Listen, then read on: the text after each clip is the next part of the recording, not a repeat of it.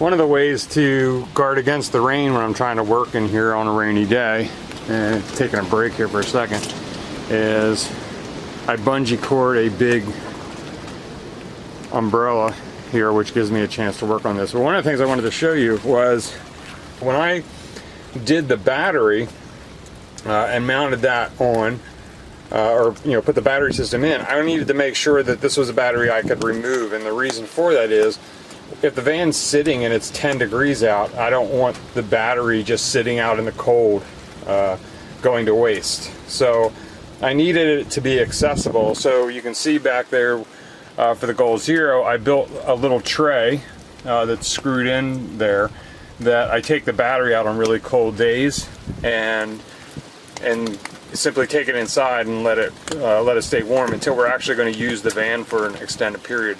So since today we're getting ready to, we're prepping the van to head south to Georgia. Now I'm kind of getting things ready, and I'm going to get the battery put back in. So I just simply put it back in the tray and plug the supply lines into it, and we're good to go, and everything comes back online. I have the battery back in, and that's it. One thing left is just to turn on the 12 volt, and that's it. I'm ready to power 12 volt items. We tend to leave the 120 volt off, the inverter off, until we actually need it. Most of the things in the van are, all the things in the van are 12 volt, except for the little heater. And in that case, then we'll turn it on, but I'll only turn that inverter on when I need it. That way I know we're kind of safe from, any kind of 120 shock. I don't have to worry about anything.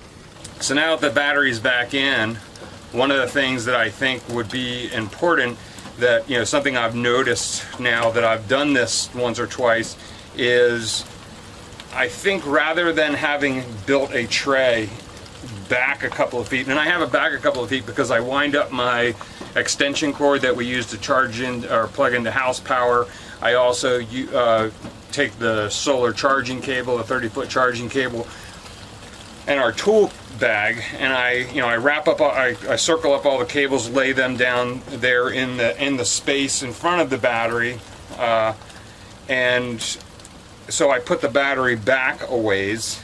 But I think what I would do in the future, with the next van, which there will be a next van, I'll put this on a drawer so I can roll this out, put the battery on top of it, and go from there.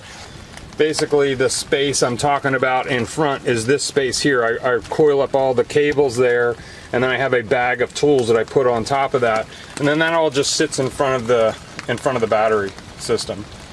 But when I need to take that battery out and put it back in, that's 76 pounds that I need to get back that far and then out. It's doable, but if I was injured or something like that, which happens on occasion, that would be tough. So if we go to the travel map, today we're going to be going from Pennsylvania, and we're going to end up down in here somewhere, and tomorrow end up in Georgia, somewhere along the coast here in Georgia, probably closer to Savannah, somewhere in that realm. Not 100% sure, but the goal was look at the map for the next week and find out where it's not going to be below freezing and go there. So that's what we're doing.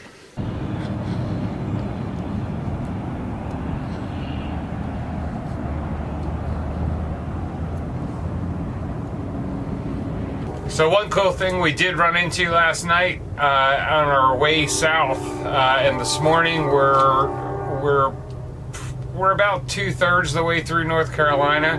We were bunny hopping from rest stop to rest stop last night, getting some sleep, and we did run into a couple. We were getting gas, and they were walking by the van, and we were just getting in the van and getting all buckled in and so forth.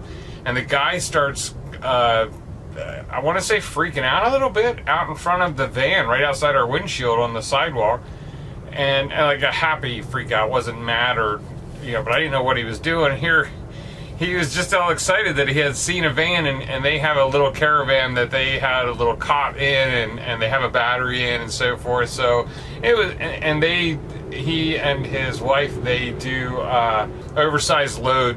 They're the car that gets in front of the truck, and that's what they do. So they need a vehicle that they can go long haul in. So we chatted van talk a while, and that was probably 8-9 o'clock last night in Virginia. And so anyway, we were bunny hop. That was pretty cool. So, you know, we were bunny hopping from rest stop to rest stop, and we were starting to, it was interesting because throughout the night we were starting to see more and more vans show up in different places, just to spend a couple hours, get some sleep and so forth. But the last place we spent was in North Carolina, just breaking over into the border at the Welcome Center.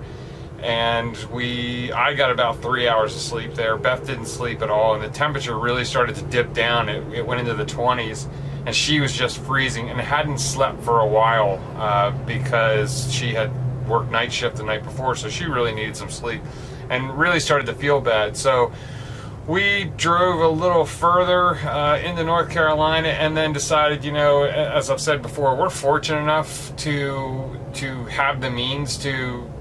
We just got a hotel. We just, you know, I saw a really nice Hilton along the highway, and we decided to go in and see if they had a room. They did. So we are checking out of the hotel here shortly. I'm out in the parking lot of the hotel.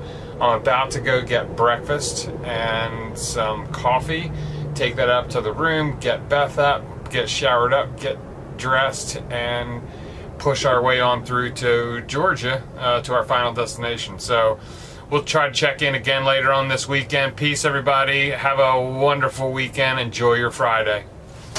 Even though you're not going to see this video till probably after Friday. Well, I don't know. Maybe I can publish it today. We'll see. Peace.